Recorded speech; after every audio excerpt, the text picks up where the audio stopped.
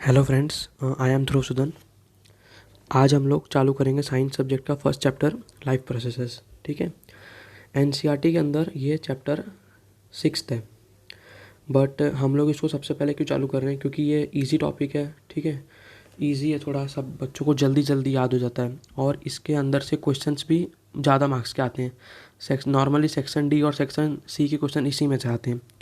ठीक है, तो आज हम लोग कौन से टॉपिक कवर करेंगे लाइफ प्रोसेस में, कि व्हाट इज़ लाइफ प्रोसेस। ठीक है, वो इम्पॉर्टेंट क्यों है इतना, कि मतलब लाइफ प्रोसेस क्यों इतना इम्पॉर्टेंट है, और न्यूट्रिशंस के बारे में देखेंगे, उनके बारे में इन डेप्थ स्टडी करेंगे और डिफरेंट टाइप्स ऑफ न्यूट्रिशन देखेंगे, फोटोसिंथेसिस के बारे में जानेंगे। ठीक है, तो हम लोग एक बेसिक इंट्रोडक्शन लेंगे आज चैप्टर का। ठीक है, तो चालू करते हैं। तो व्हाट इज़ लाइफ प्रोसेस, मतलब लाइफ प्रोसेस इतना ज़रूरी क्यों है। तो हम लोग ज़िंदा हैं, तो हम लोग क्यों ज़िंदा है, कि मतलब एनर्जी मिल रही है हमें। ठीक है, हम लोग फूड इंटेक लेते हैं, मतलब खाना खाते हैं तो हमें एनर्जी मिलती है। उस एनर्जी से हम लोग सर्वाइव कर पा रहे हैं, जी रह पा रहे हैं। अगर खाना नहीं खाएंगे तो एनर्जी नहीं आएगी, एनर्जी नहीं आएगी तो हम लोग मर जाएंगे। ठीक है, सो जो एसेंशियल चीज़ें हैं लाइफ प्रोसेस के लिए, वो ऐसे देखा जाए तो जैसे लाइफ प्रोसेस में एसेंशियल चीज़ें देखेंगे तो न्यूट्रिशन सबसे पहला टॉपिक यही है, कि हम कुछ खाएंगे तो हमें न्यूट्रिशन मिलेगा। उसके बाद रेस्पिरेशन।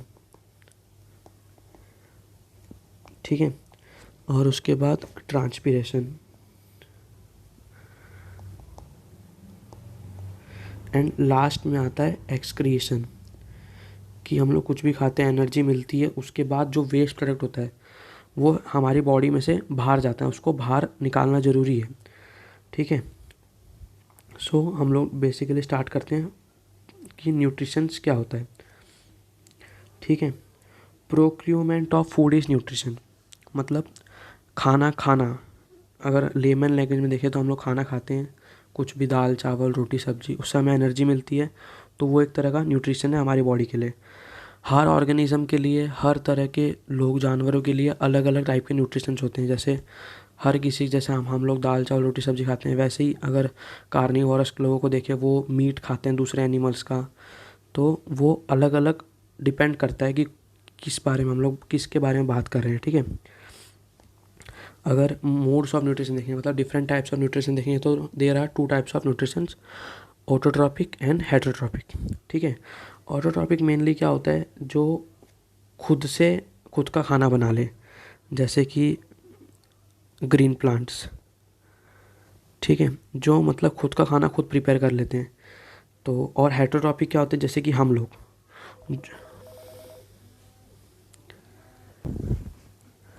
और हेटरोट्रॉपिक में देखेंगे तो हम लोग, जैसे हम लोग दूसरे चीज़ों पे डिपेंड हैं, कि हमें प्लांट्स अगर फ्रूट्स नहीं देंगे, वेजिटेबल्स नहीं देंगे, तो हम लोग खुद का खाना नहीं बना पाएंगे, और ख़ुद का खाना नहीं बना पाएंगे तो हम लोग सर्वाइव कैसे करेंगे। ठीक है, तो मेनली इसका एग्जांपल हम लोग ह्यूमन बीइंग ले सकते हैं। और बहुत अलग अलग तरह के बैक्टीरियाज होते हैं, फंगी होते हैं, वो लोग भी दूसरे चीज़ों पर डिपेंड रहते हैं। ठीक है, तो ऑटोट्रॉपिक न्यूट्रिशन देखते हैं। Organism that can prepare their own food are autotrophs. ये मैंने बताया कि अभी जो लोग खुद का खाना खुद बना लेते हैं उनको ऑटोट्रॉप्स बोलते हैं। ठीक है, एग्जांपल लेंगे तो प्लांट्स और सम बैक्टीरिया, सारे बैक्टीरिया इसमें नहीं आते। एंड अगर देखेंगे ना हम लोग, बैक्टीरिया वो हर जगह मौजूद हैं, ऑटोट्रॉपिक में भी आते हैं, हेटरोट्रॉपिक में भी आते हैं।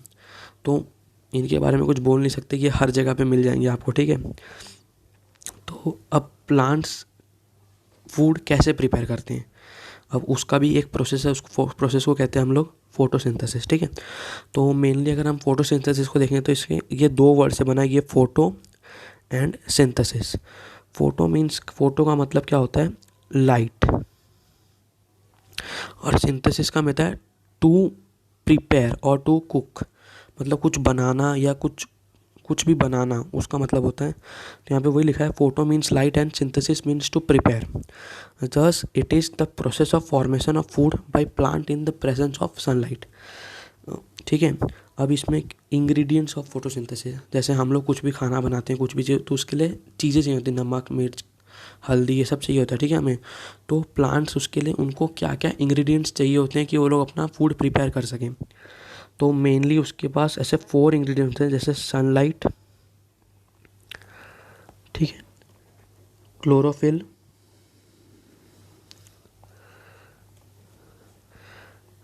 H2O water and CO2। CO2 क्या होता है? Carbon dioxide. ठीक है। अब ये तो मिल गया हमें, इंग्रेडिएंट्स मिल गए कि भाई हाँ ये सामान चाहिए होता है, ये सब मिल गया हमें। बट अब इससे आप प्रिपेयर कैसे करेंगे? ठीक है, इसका प्रोसेस होता है पूरा। ठीक है, तो यहाँ पे एक इमेज है, इसको हम लोग देखते हैं कि जैसे प्लांट है, ठीक है, वो सनलाइट को अब्जॉर्ब करता है। जो क्लोरोफिल होता है वो प्लांट्स के अंदर प्रेजेंट होता है, वो सनलाइट को ट्रैप करता है, मतलब अब्जॉर्ब करता है और खींचता है अपनी तरफ। ठीक है, और वो जो जैसे सनलाइट होती है वो लाइट एनर्जी होती है एक तरह से, और वो डायरेक्ट लाइट एनर्जी को वो यूज़ नहीं कर सकता, तो वो लाइट एनर्जी को केमिकल एनर्जी में कन्वर्ट करता है। ठीक है, और ये तो हमको पता ही है कि energy can not be created ना not be destroyed, but can be change through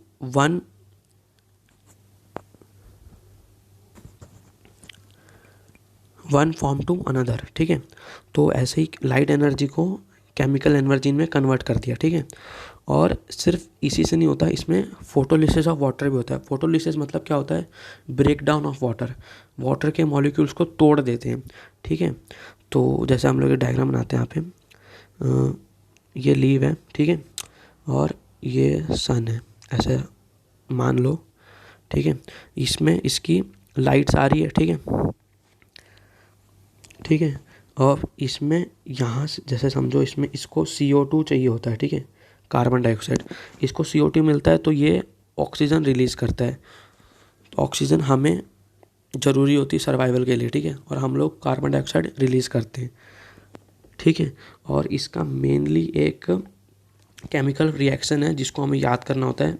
याद रहे तो अच्छा है, बुक के अंदर भी दिया है, एंड आप लोगों को इसके बाद टेक्स्ट रीडिंग करना बहुत इम्पॉर्टेंट है। ठीक है, टेक्स्ट बुक रीड करनी है। ठीक है, तो एक फॉर्मूला जैसे केमिकल रिएक्शन है 6CO2 + 6H2O gives in the presence of sunlight and chlorophyll.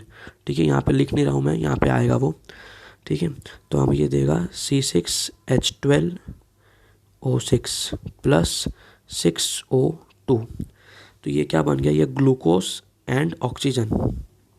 Glucose मतलब प्लांट ग्लूकोज की फॉर्म में अपना फूड लेता है। ठीक है, और ऑक्सीजन हमें मिलती है।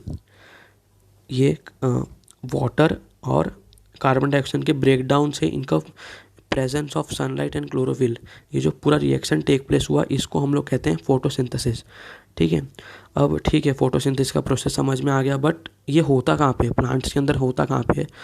तो ये मेनली सेल ऑर्गेनेल में होता है, जो प्रेजेंट होता है सेल के अंदर। ठीक है, ये कहाँ पे होता है? सेल ऑर्गेनेल में। ठीक है, सेल ऑर्गेन में, तो इसको हम लोग क्या बोलते हैं? क्लोरोप्लास्ट भी बोलते हैं इसको हम लोग। ये एक छोटे से ऐसा शेप होता है इसका, कुछ ऐसा ऐसा करके। ठीक है, इसके अंदर ना ऐसे फ्लैट्स जैसे होते हैं, जैसे कि यहाँ पे दिया है, ये है ना, ग्रैन्युलम बोलते हैं इनको, और इसके अंदर जो ये जगह प्रेजेंट है इसको थाइलेकोइड बोलते हैं। ठीक है, तो इसके अंदर ये सारा प्रोसेस होता है। ठीक है, और अब ठीक है, सारा पता लग गया कि कहाँ कहाँ पे क्या क्या होता है, बट इनको इंग्रेडिएंट्स कहाँ से मिलते हैं? मतलब जो भी चीज़ इनको चाहिए होती है फूड प्रिपेयर करने के लिए, वो सारा चीज़ इनको रॉ मटेरियल्स कहाँ से मिलता है?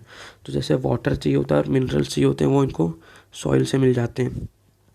लाइट एनर्जी चाहिए होती है, जिनको लोग केमिकल एनर्जी में ट्रांसफ़र करते हैं, वो इनको सन से मिल जाता है। क्लोरोफिल चाहिए होता है, जो इनके पास ऑलरेडी होता है। ठीक है, और कार्बन डाइऑक्साइड इनको एयर से मिल जाता है ईजीली।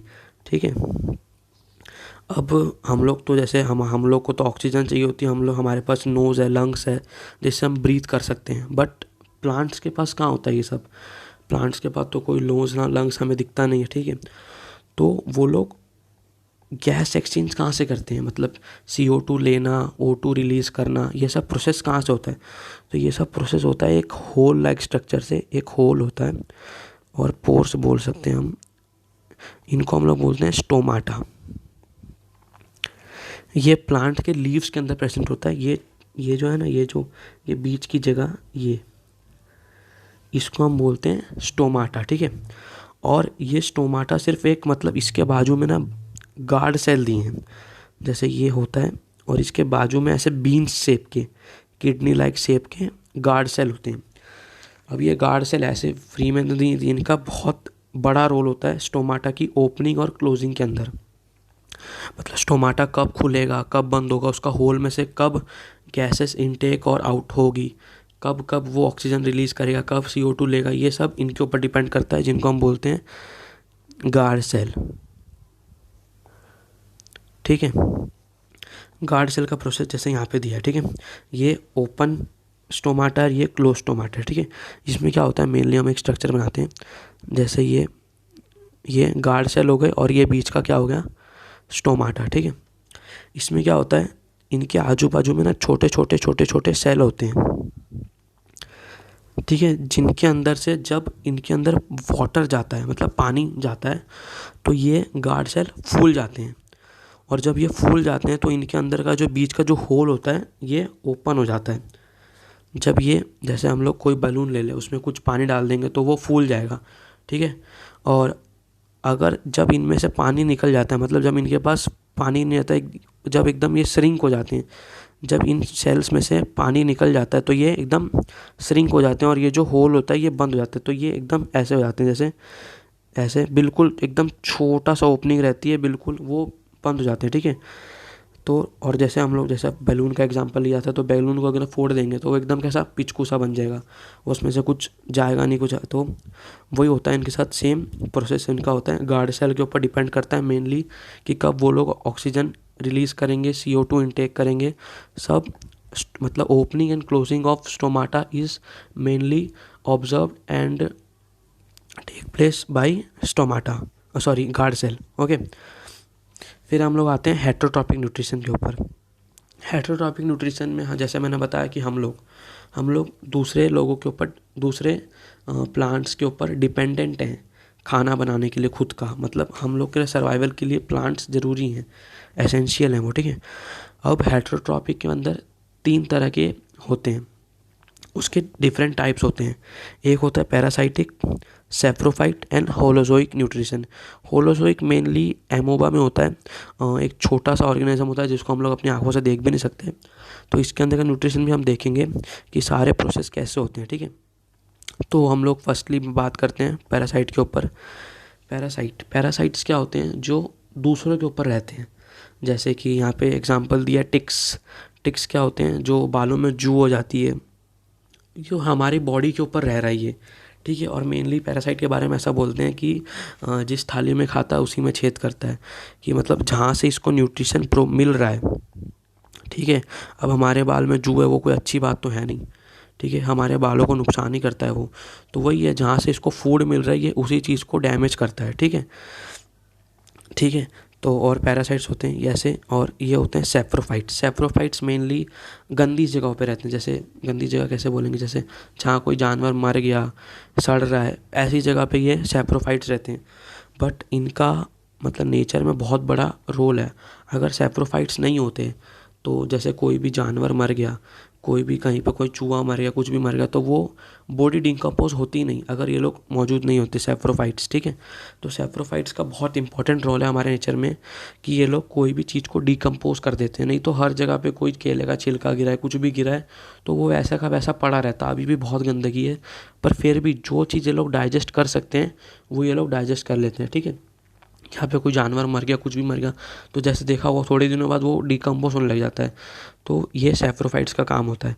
ये ऑल, इनका एक और नाम है जिनको बोलते हैं स्कैवेंजर्स। ठीक है, एग्जाम्पल में देखेंगे तो फंगी और बैक्टीरिया।